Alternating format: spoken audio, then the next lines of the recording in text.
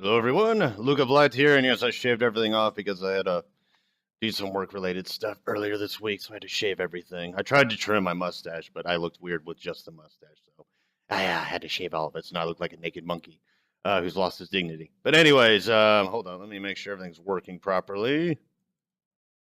Settings. I don't want the same mistake I had a couple of videos ago. All right, so episode 10, this will be the last one, not of this year, but they're going to take a week-long break because we got all the holidays coming up. Yay, Christmas and stuff. So hopefully they don't leave us on another cliffhanger. I don't think they will. They've never done that before. They didn't do it with Volume 6. I don't recall them doing it with any of the other previous volumes. Then again, Volumes 1 through 3, I was able to watch from start to finish without any break in between because it was, once Volume 3 was coming to an end is when I got into the series. Yeah, last episode was not good to me. It wasn't the worst episode I've ever seen, but it's definitely in that bottom 10 tier. Like the conversation between Raven and Cinder, that was good back and forth dialogue. Although somebody pointed out when Raven told Cinder that like she came up with her name on her own, and then somebody else mentioned like, yeah, what about Vernal back there? Considering that name relates to spring, but yeah, the animations with the fighting was all sorts of clunky and stuff. I don't know what happened if they just put the minimum effort here to save it for later episodes. Especially since, we've got four, after this one, there's only 4 more left. So everything's pretty much coming to a head. What I'm hoping for, and as you can see, I've got like the Belladonna symbol front and center because I want this episode to be her centerpiece. I want this episode to be about her. Yeah, Yang's off to the side there. Sorry, I'm like miscoordinated everywhere. I have no coordination when it comes to looking at a reflection. So obviously I would not do good as a hairstylist, but that's okay because I have no interest in being a hairstylist. But yeah, I guess to quickly recap what little happened, Cinder and Raven had a little discussion and they made a deal to where Raven's going to betray Ozpin and set Crow up. I think it's a ploy on both of them. I had a discussion with Zeros to Heroes. We talked about that briefly. I think we were more angry, or not necessarily angry, but disappointed with the way that episode went. And I don't think we discussed enough of the plot, but that came with the frustration with the episode itself. But I think Raven is going to be playing both sides. I mean, she's looking out for number one. So I don't see her wholeheartedly betraying Crow, but at the same time, I don't see her switching to help Crow and company out. But who knows?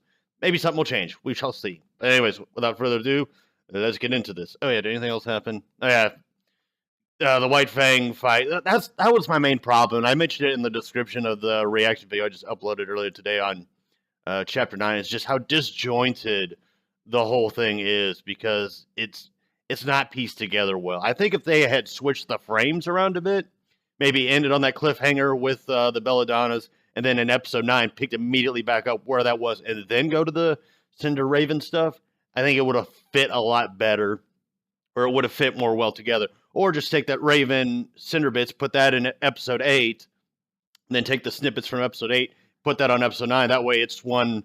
I mean, it would be a bottleneck episode, but everything would fit together. It would feel like the pacing wasn't all over the place. So it was more to do with that. I could forgive the animation had the pacing been more well handled. So, I mean, the animation was just kind of a minor gripe when compared to the pacing, because when you're trying to tell a story, the story needs to fit well together, and in this case, it just didn't. So, anyways, and yeah, it's actually something I don't have to blame on Miles and Carey. That's something I can blame on the directors or the show producer, showrunner, whoever made the decision. It wasn't the writers. I don't think it was. Anyways, there we go. I was like, don't you dare not work on me or work with me. Oh yeah, another thing, right quick. In the last episode, when I'm sorry to pause it, but when those two went to have their little discussion, why didn't they just stay in that room? Like, why did Crow get up to leave? That was just another minor thing that I forgot to mention that just bothered me. But anyways. Things aren't looking good, Oz. They really aren't. Ever the optimist. Ozpin said sarcastically. While I would not say our current predicament is ideal, I think we can both agree that the situation could be much worse. Humanity is a resilient force. Oz. I mean, considering huntsmen like that don't just bite it all at once. Salem's powerful. That's another issue I have Seems with like this her show. reach is growing by the day. Is they don't show a lot of What pro does huntsmen. that say about humanity? That there are indeed a misguided few who have filled their hearts with malice. It doesn't take a Tyrion. great number of people to cause harm, but I still believe there are far more people in this world willing to prevent it. Excuse me? Well, hello there, Ruby. Ah, Miss Rose. Join us. We were just about to gather everyone to discuss our next steps. Oh, great. Yeah, but what can they do? Something in mind, Because kiddo?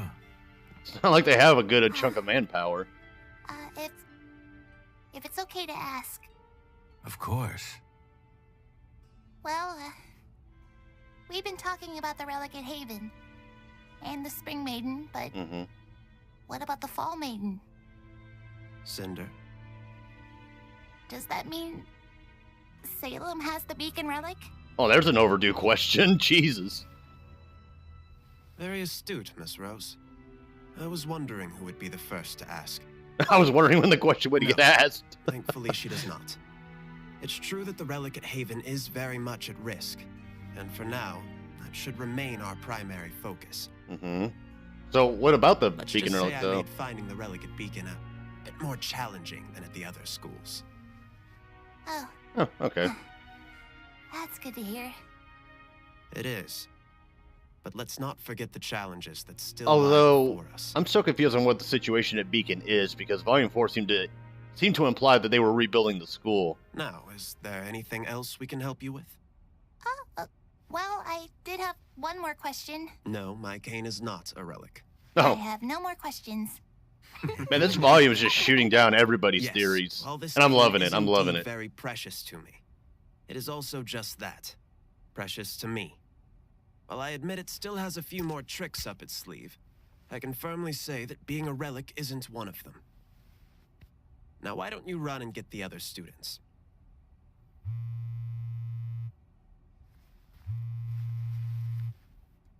Oh, Lionheart. Yeah. Okay. Yeah, we'll be there. Yeah, this was volume's just been killing all the theories It was that Leo. fans have been making. Says he had a breakthrough with the council. Thinks he A might be able to breakthrough. get together a small raiding party for the bandits. He wants us to meet up at the school tomorrow night to walk us through it. Is that Raven's trap or whatever? Oh, that's great! I'll go get the others.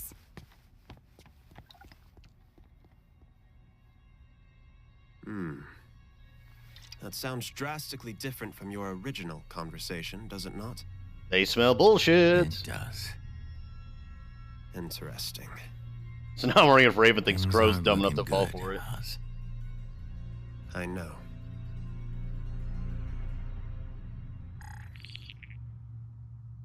Oh, hi, Raven.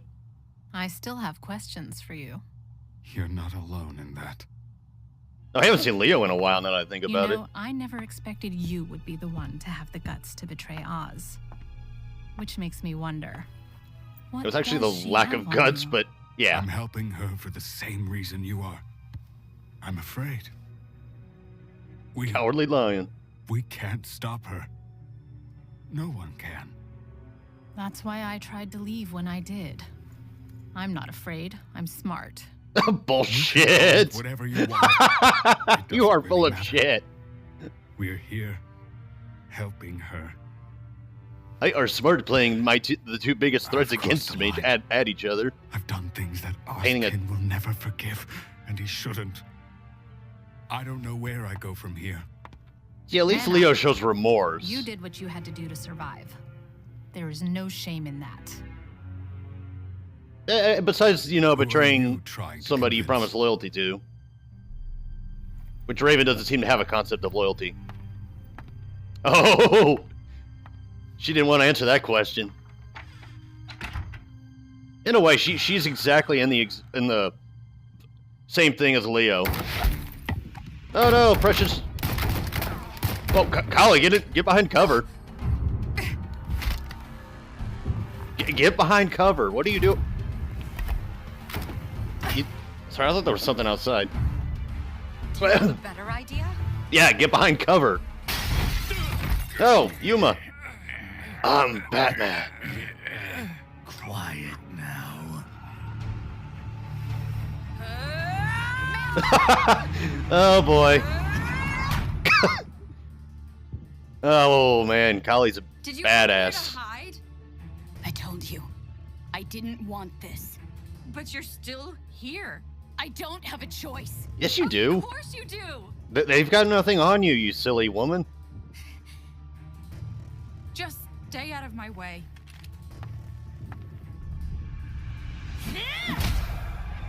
Nice.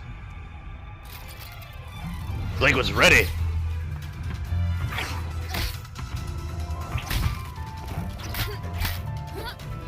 Come on, Blake. Kick her ass. Oh, that was badass. Why do you feel like we have to hurt people to get our way? Because it works. That doesn't make it right.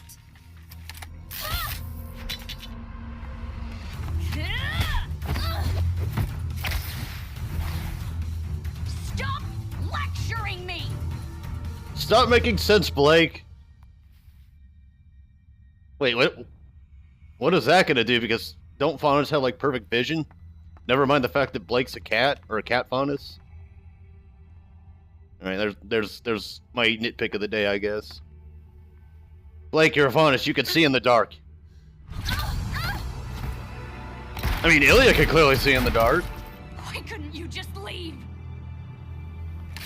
Because I run away too much.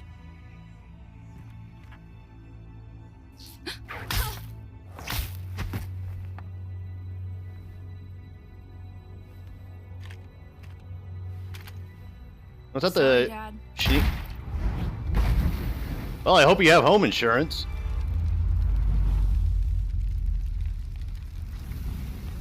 Wow, that fire spread quick. But again, faunus can see in the dark. I don't. Oh, that was neat. All right, this animation is on point. Like, where was this last episode?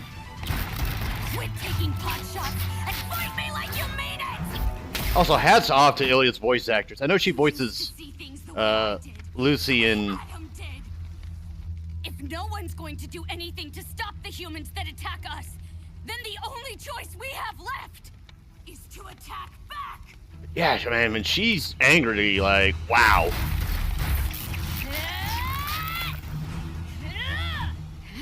Ha! Nice. What now? You're wrong. There's always another choice. And then they kiss. Please. You're a Then the good shippers person, went but you're crazy. making all the wrong decisions. Shut up! Is this really what your parents would have wanted? I don't know what else to do. God, this episode. And that music, holy shit. I don't know what else to do. Wow. Uh-oh. Oh, it's Kira. Blake! Oh, shit. Oh, don't kill Gira. I mean, I get the feeling Gira's gonna die, but that doesn't mean I want it.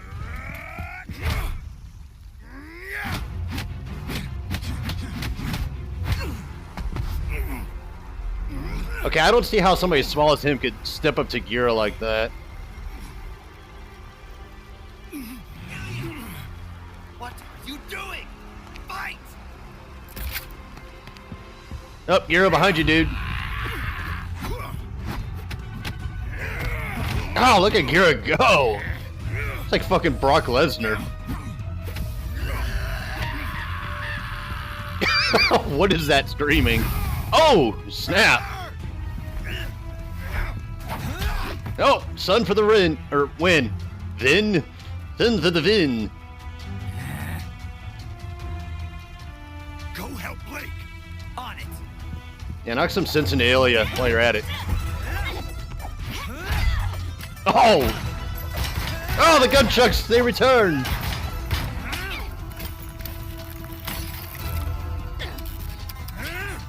She's out of juice. Oh, headshot. Man, this episode is on fucking point. Please.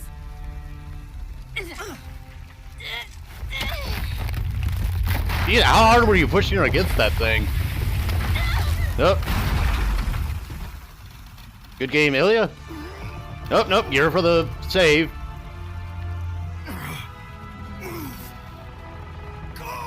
Ironic that she's being saved by the people that she's trying to kill. I'm sensing an Ilya face turn. For those of you that watch wrestling, you know what I'm talking about, but I get the feeling Ilya's gonna turn on the good guy's side. Or turn on the Corsac and Fiddlestick.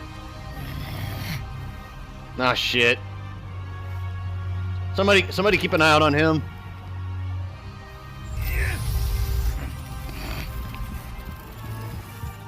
Blake, shoot him! Or do... Okay, or that. Ah! Get wrecked! Get wrecked, bitch! Oh. Mom! She beat Yuma? That's funny. Go Kali. Kali for the win. Oh, don't tell me they're gonna do this thing where it's like, I did it, and then she collapses. What have you done, you dumb dick? You ruined everything. More like you did. Everything! Oh, calm your shit down, dude. You lost. And you're outnumbered. Oh! Alright, I was right. Ilya for the win. Or, yeah. Good job, Ilya. I almost forgive you for all the BS. Holy shit, though. That fight was... God damn. Oh, now they've got all the people's attention. Everyone stay back. We've got people inside doing their best. Look! Yeah, because now they can rally people because the White Fang's been outed. It's like, hey, look at what the White Fang just did. How do I think about it, though? Search for any stragglers. What operations have the White Fang done that have actually, like, they've succeeded? Well, I guess Fall Beacon, but... And Finnick? They had help in that one. And it wasn't just them. It was more of what the Grimm and Cinder and them were doing. Was it worth it?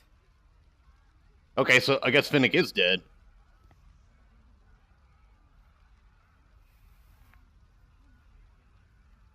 Oh, GG. Ballsack and Fiddlestick. Now the question is Ilya going to, like, turn herself in, or is she going to fight alongside Blake and them? In which case, death likes for Ilya. Blake! But, surprisingly, Gira and Kali survived. Color me surprised. Although, Rooster Teeth, or Ruby hasn't really been big on killing people off. Humans didn't do this. We did this. Faunus. We did this to ourselves.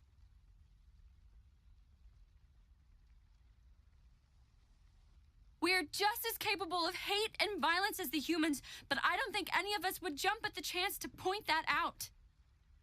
So why are we letting Adam do it for us? By doing nothing and staying silent, we let others speak and act in our place.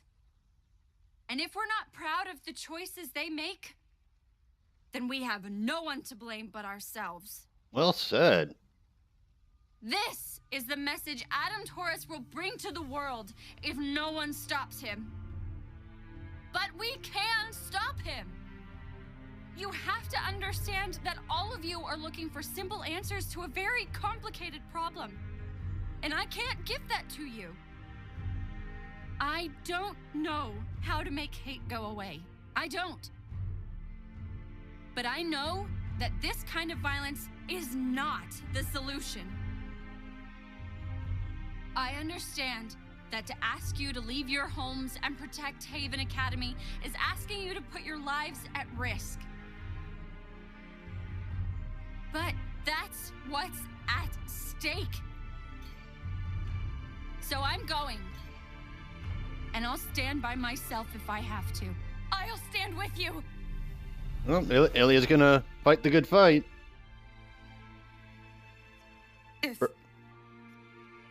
if you'd have me. Isn't that the white finger? Yeah, exactly. You're not going anywhere. Let her come. Huh? You're just going to forgive her? After everything she did? More like she tried to do. I am. Also makes me wonder if those White Fang guys are gonna switch sides as well.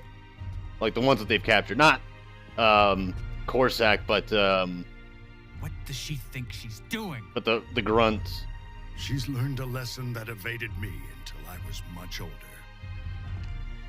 That there is strength in forgiveness. I'll go. Well, it's the Ram dude from episode I'll go too. 5 I'll stand with you. when they were running around recruiting people. I like how this is completely flipped the script now, because even though in episode 3 they were like, "Nah, we don't want nothing to do with We've that." got work to do. Thank you. You stabbed me. Yeah, you did. Ow! There. Let's just call it even. Really? I don't even know what to say We to have that. about 2 weeks before Adam's attack on Haven. We're going to need shields, training, whatever we can do to protect as many people. Oh, as okay, okay. We'll need transportation too. For everyone. It, I think I know a ship captain. so who that owes us week a in favor. 5 days. Oh shit! Oh, okay. So we're gonna see him again. All right. Oh wow, that that episode was probably the best one of this volume. Holy shit! But yeah, they said 2 weeks. So a week and 5 days, they're gonna spend training everybody and all that other good stuff. And then once the attack occurs, you know, I think Oscar, it was Ozpin or Oscar that said, or not Oscar and Ozpin, Ozpin or Crow. I think it was Ozpin that said the attack on Haven is likely to occur within 2 days or something like that. So the time skip they're going to do is essentially all the training that they do, and then they're going to show up when the attack's going on. So that's when we'll have Blake, Yang, and all them reunite. So that'll be interesting. So that'll probably be what we're going to build up to with episode 10, and then maybe have 11 through 14 be like the clash, or episode 11 is the build up, and then episodes 12 through 14 is the big clash at Haven. So it'll be interesting to see what goes on there. I don't really have a lot to say. There were some nitpicks here and there that I pointed out, like, you know, the whole I'm gonna blacken out the room, even though we're both honest and we both are supposed to have perfect vision in the night, because yeah, that's a plot hole. But yeah, well, it is what it is. It's at the end of the day, it didn't detract too much. Although, yeah, good luck getting insured on that house, considering you burned it down. But then again, I don't know how insurance works over in Menagerie. But yeah, so this didn't pan out how I thought it would. I figured one of Blake's parents was going to bite the big one, and their home was going to be damaged in some way or form, and then they would in turn be forced to leave. But here they have that excuse, and we didn't lose anybody. Then again, I guess killing either parent would have been a mistake, because that would have made Blake maybe, I don't know, maybe not have as strong convictions into engaging with Adam and engaging the White Fang and trying to, you know, fight the good fight, as it were. But Ilya turning good, you know, essentially switching sides was a positive. I'm glad to see Ilya as a good guy now.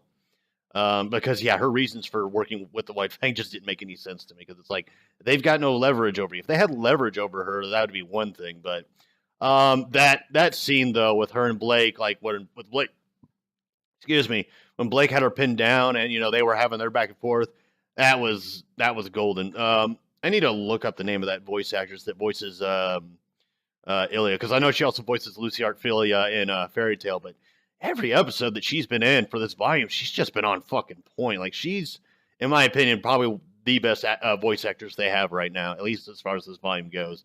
Barbara Dunkel's definitely improved since earlier volumes. I've never been the biggest fan of Lindsay Jones's high-pitched voice, but it fits the character, so I can't really complain. I would prefer it maybe a little bit deeper, but I guess it works for, you know, it works. It's not like it's, you know, immersion breaking, or it's like, oh, I can't stand the sound of her voice. It's just, I want it to be a little bit deeper. It's more preferential differences. And Aaron did really good too, because funny enough, I made a post yesterday talking about how Like people were talking about how like Blake is like the least popular of the main four, and I still consider her the least of the four in terms of like where I stack them. I put Weiss, I put Yang, Weiss, Ruby, and then Blake at the bottom. But yeah, Blake won some points with this episode. This is probably the best Menagerie episode they've had, and probably the best episode of this volume. Yeah, the animation was just like, you look at episode 9, you look at episode 10, it's like two completely different shows. The animation team really fucking killed it this episode, especially with Sun's gunchucks. And they actually were able to handle the fact that there was Gira, Sun, Ilya, Blake, Corsac, and Phoenix. There were 6 characters on screen fighting at roughly the same time, and they had an excuse for why one was down versus why one wasn't. It was a very dogfightish type thing, like they were throwing in heavy hits, not light hits.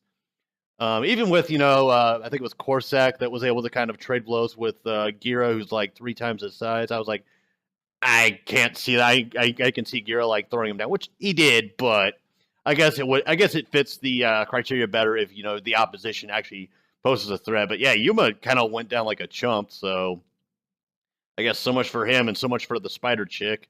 But then again, maybe they'll turn good, although I doubt it. But who the hell knows? But yeah, we didn't really get a whole lot out of Yuma, so it's not like they hyped him up to be this big deal. Same thing goes with the spider going. Well, we'll probably see another spider faunus at some point, maybe.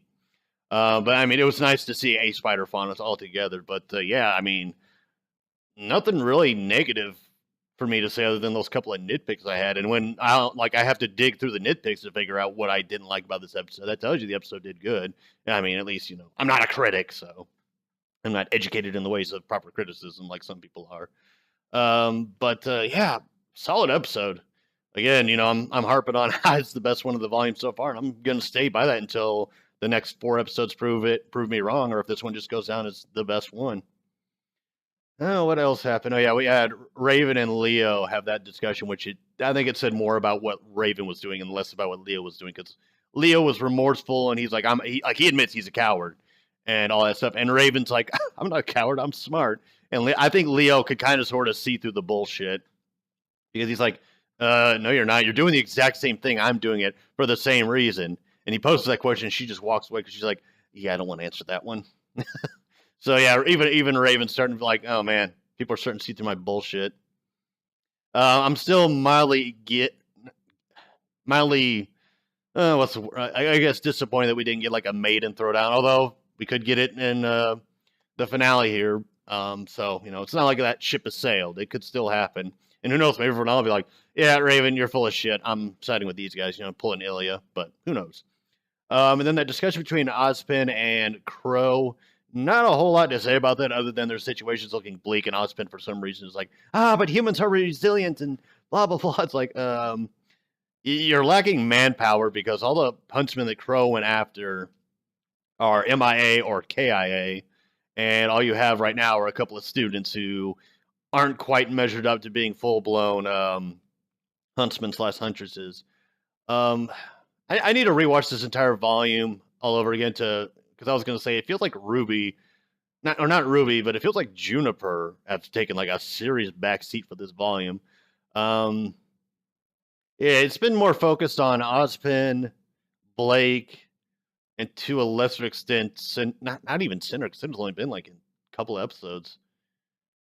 I don't know. I guess the focus has kind of shifted around because for the first 5 episodes, we had Weiss in every single one. Or no, she was in. She wasn't in. I think it was 4. She wasn't in. Yeah, I think it was 4. Or no, was it 5? There was one episode where she wasn't in, and then she popped back up in episode 6. Yeah, I think it was episode 6 is when she popped back up. So 5, she wasn't in it at all. But yeah, solid episode all the way through. The fighting was great. The animation was good. The drama within the fight was really good, especially between Blake and Ilya. That was some good shit, and that makes up for all the gripes I had previously, because we got some payoff. A thing actually happened. Not any more of this cliffhanger stuff, which they left it on a cliffhanger. I'd have been so angry. But yeah, they left us on a good cliff note instead of a cliffhanger. It was a cliff note. I guess to elaborate on that term, it's like they closed out a story within a story, which is the fight between the Belladonnas and the White Fang. But yeah, to quickly jump back, but when I was talking about Ozpin and Crow's scene, is that we haven't seen too many like professional huntsmen. It's like they're like a myth at this point. They don't exist. They're just hearsay of them existing. Because all we've seen is what Crow, Glinda, Raven, Ty, and that's about it. And I don't even count Ozpin or the other headmasters. It's like, where are all the, the big game huntsmen? Granted, I mean, RWBY is juggling a lot of characters as it is, so I guess it wouldn't make too much sense to introduce anybody. But at the same time, I mean, even with Volume 3, it's like, where were all the professional huntsmen? Why were the students the only ones defending the thing? And in fact, Vecchio had like no participation within that attack. So I think they could have built that up. Like, if that was an accidental thing, they could have made it to where it's like, Vecchio conveniently stepped out the moment the attacks began. Strange. Wonder if Vecchio had something to do with it, to create even further mistrust between the various kingdoms. But given where we are now, I don't think we're going to get any of the Schnee family. I don't think we're going to get Ironwood. I don't even know if we're going to get Winter at this point.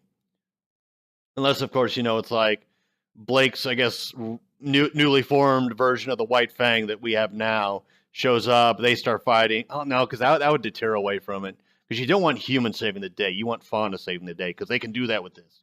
Because the faunas there's been more faunas casualties than human casualties in this entire show, and the faunas are the ones we're supposed to feel sorry for. And now that they're building up a group that we can actually root for, a group of faunas that can turn the tide back into the favor of the good guys, if you will. So maybe it would make sense if like the fighting starts, it's rough, it's tough, the White Fang, Grim, and all that shit are swarming in. I don't know if it's just going to be the White Fang that carries out the attack, or if they're going to have backup. Although in the opening cinematic you had Hazel there, so we'll probably get Hazel, Adam, Cinder, Simmer, Cinder, and all them are probably going to show up as well. I don't know if Watts will. I think we'll probably get Tyrion's new tail, probably at literally the tail end of the volume. So I think Watts is just going to go back, build Tyrion's tail, and then that'll be it for him. So we'll probably get more of him later on. But there's the potential that Cinder could die in this volume, although I doubt it. When it comes to deaths, I'm going to carry it with a skeptical mindset, because Rooster Teeth, they're good with every character they've killed off for a good reason. Although Finnick, I mean, he was inconsequential either way. But I think we're done with Corsac and Finnick, though, because Corsac's going to be like locked up with maximum security around him. So he's done skis.